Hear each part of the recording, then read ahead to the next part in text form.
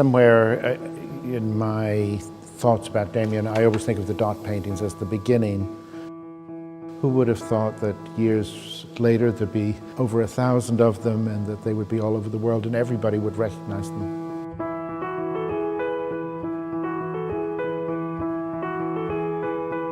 I started teaching at Goldsmiths in about 1973 or 74. It was an absolutely wonderful school to teach in. I would never have wanted to teach anyplace else. I've always felt very strongly that all of those people went to Goldsmiths who were at the beginning, and they were all friends. Everybody knew everybody else, and there was a chemistry, a very unusual chemistry between them, where they were very fond of each other. They really knew each other well. They spent a lot of time together. Half of them have slept with each other over the, one time or another. It was very intimate, and they were very respectful of each other's work, and they were also a great support to each other when the time came.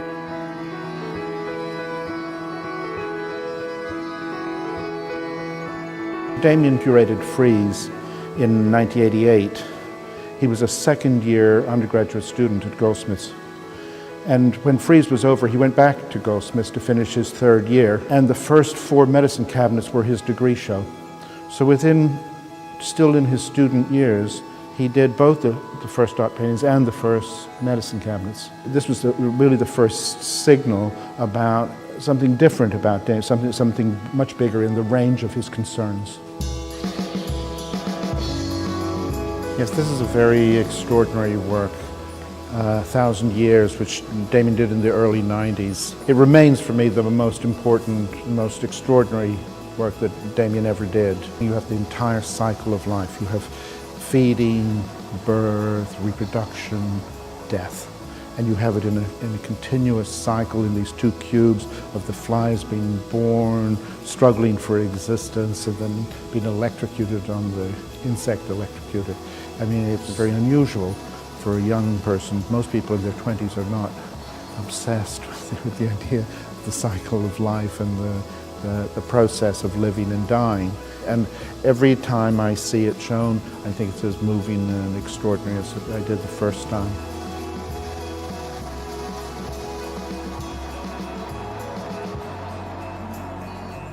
In my own experience, what happened at that time was very unique, that I spent a lot of years teaching and I had never seen anything where there was such a large number of people who connected in this way. I know I made a contribution to this, but I didn't create this. I didn't make this happen. If I would do it again if I knew how to do it, and it's not possible. The world is cruel and unfair, and sometimes it's magical, and there's things to do with timing. It was the perfect timing. They were in the right place at the right time. They were doing the right thing. What can I say? Isn't that amazing? It is just extraordinary, this room, isn't it? You'll never see anything like this ever again. It's just ridiculous and amazing.